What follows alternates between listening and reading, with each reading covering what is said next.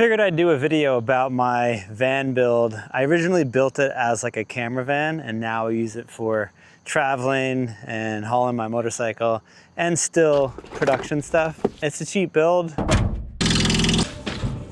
I've never used one of these before. Probably total cost me maybe like 10K, but I figured I'd do a little tour of it, give you guys a rundown of why I built it. If you're interested in building like a budget moto van or camera van or even like an adventure van, I think the Econoline is a great platform to build it on. So yeah, we'll do a quick little tour of it. This is my 2003 Ford Econoline E150 van.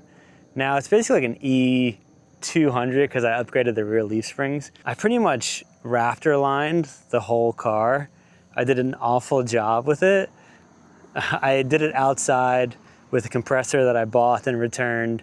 I had no idea what I was doing, and it turned out that when I was spraying it, it was just like splattering, almost like sharding, so it came out terribly. But these, the hood and the bumper, I did with the spray cans, so those look a lot better. But the white, I did with the compressor, and it looks terrible. So yeah, Raptor lined the whole thing, did projector headlights. These are Vantage Optics HIDs, a must-have for any van, especially the Econoline, but if you're gonna buy an older van, HIDs, projector headlights, pretty much make it so much newer, feel newer when you're driving at night. I did Bilstein B6s all around, heavy duty shocks up front, Toyo all-terrain tires, the rims came with it. Yeah, B6s all around, heavy duty leaf springs in the rear. The B6s made the ride much better, but also a little bit harsher. I had B6s in an old BMW of mine, an E36, so I knew what they felt like. I knew that it was gonna make the driving experience a little better, but it was also gonna be a rougher ride because they're like a little stiffer than stock springs. As you can see on the back here, I have my WR250R.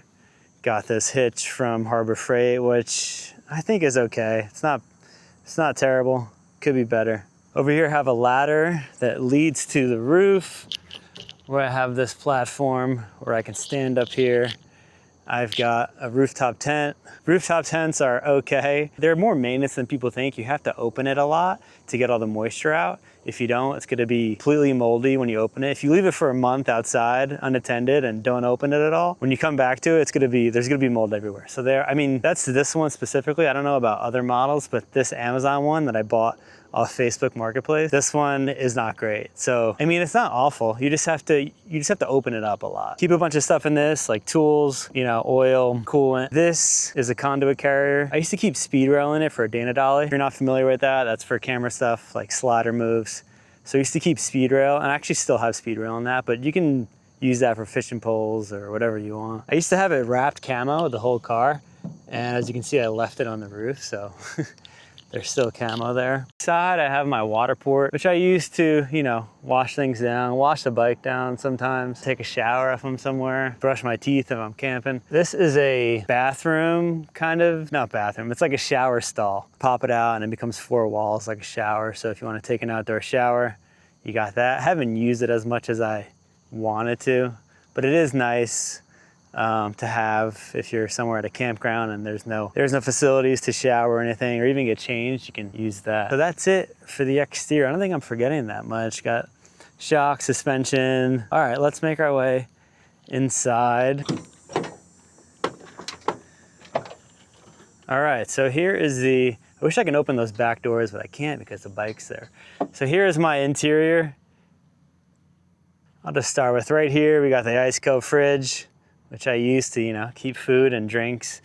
Here I got all my sleeping stuff, sleeping pads, blankets, a chair, pillow, another pillow, all stuff that I'd use when I'm camping somewhere or if I'm on the road. I sometimes sleep inside here, so I'd put all that stuff down and get some good night's sleep. I got some Molly panels on the seats, got some Molly panels on this wood over here, which is nice. Now this I built to be like a workbench area to change cameras and build cameras and do all that type of stuff. But I actually use this for working. If I'm on the road, I put my laptop right here and I use this foam Apple box to get some editing done if I'm on the road.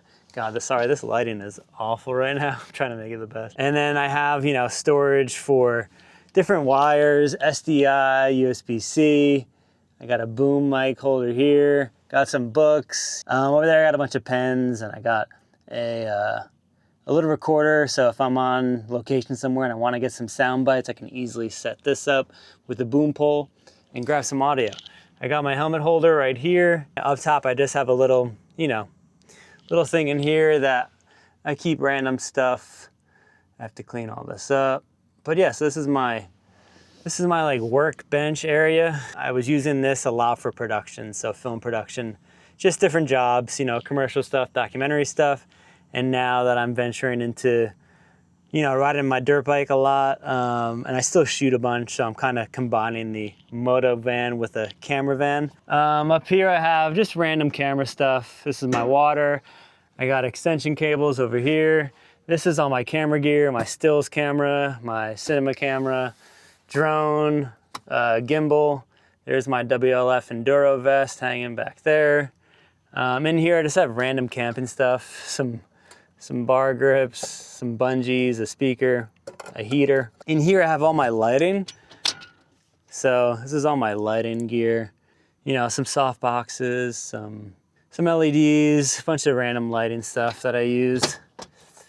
Down here I have tripods, sandbags, C-stand arms, tabletop tripods, just random grip gear. Yeah, so this is my section, pretty much like, you know, I divide it between camera stuff and camping stuff and regular life stuff. So when I'm on the road, it's nice to just have it separated and know where everything is. And I'm one person that I like to be organized. It makes everything easier, I think. Right here, I keep my C-stands. I have the EcoFlow, I don't even know which one this is, the Delta something with the alternator charger that is right here.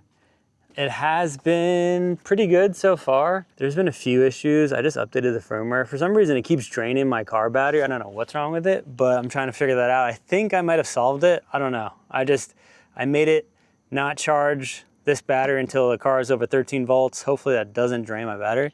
And now I just unplug it at night. I'm gonna try to plug it back in right now, actually. I keep my Primus stove under here. This has random shit in it, Shielmon seat.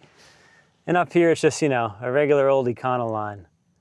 Now for like a budget van build, I think the Econolines are great. Obviously they're smaller. You can make them taller if you wanted to with a pop top or a raised roof, but they are smaller than Sprinters, obviously. I'd say for a budget build, they're definitely worth it because they're super capable. They're cheap to fix.